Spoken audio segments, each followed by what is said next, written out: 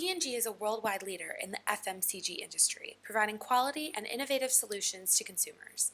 Today we'll be examining a time when P&G was struggling and how their agility helped them to overcome and continue to be successful. Founded in 1837 by Procter, a candle maker, and Gamble, a soap maker, their products were known for their highest grade and honest weight superiority. While their quality drove sales, it was P&G's quick sense response capabilities and consumer insights that led them to develop new products. For instance, upon learning consumers shaved down their iconic ivory soap bars for laundry use, P&G quickly developed soap flakes, in essence making the first laundry detergent. Let's fast forward to the 1990s. P&G had growing concerns about the competition and slowing pace of their innovation delivery. Believing that the organization's structural inertia was the root cause, CEO Dirk Jagger developed a plan called Organization 2005 to combat these issues.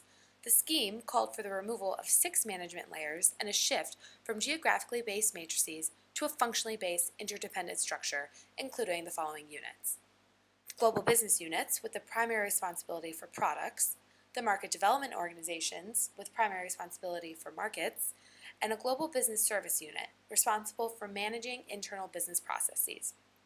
Jagger and his team saw this plan as a way to increase global standardization and coordination and to speed up the pace of innovation and decision-making. Ultimately, they saw this as a way to reduce costs and increase profits, and made lofty conjectures about the growth of the company. Unfortunately, this change caused P&G to go from a matrix to a mess. Shortly after the implementation of Organization 2005, P&G announced a 10% decline in core earnings and lost market share in 16 of their 30 categories.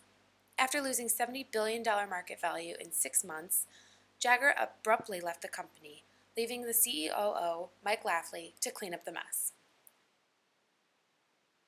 Upon assuming his role as CEO, Lafley decided to keep the fundamentals of Organization 2005, but expanded the scope and focused on its implementation.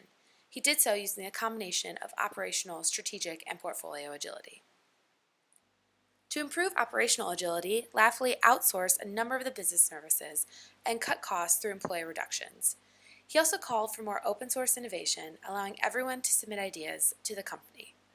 Perhaps most importantly, Lafley focused on the relationship between the global business units and market development organization, ensuring clear and constant communication between these two functions to improve go-to-market strategies. The teamwork between these two units was key to the dexterity P&G so desperately needed, and vastly improved the speed at which decisions were made. In terms of strategy, Lafley introduced global best practices and advanced P&G's external relationships.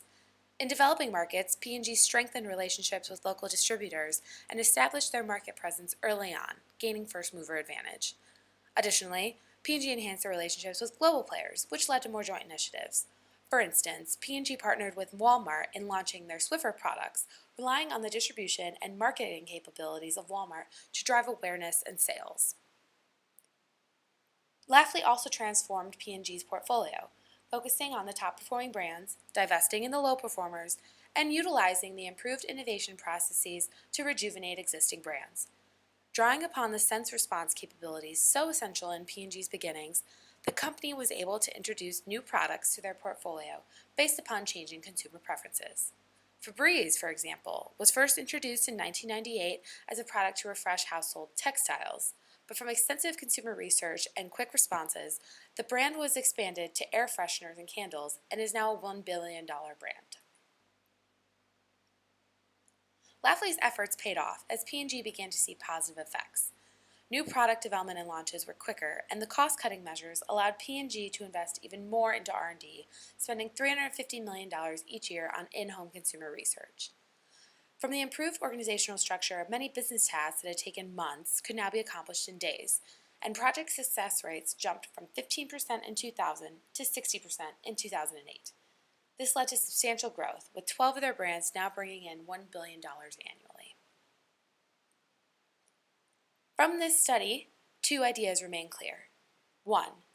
Deep consumer insights coupled with nimble innovation is powerful. P&G has always focused on customer-driven research and as a source of their product development.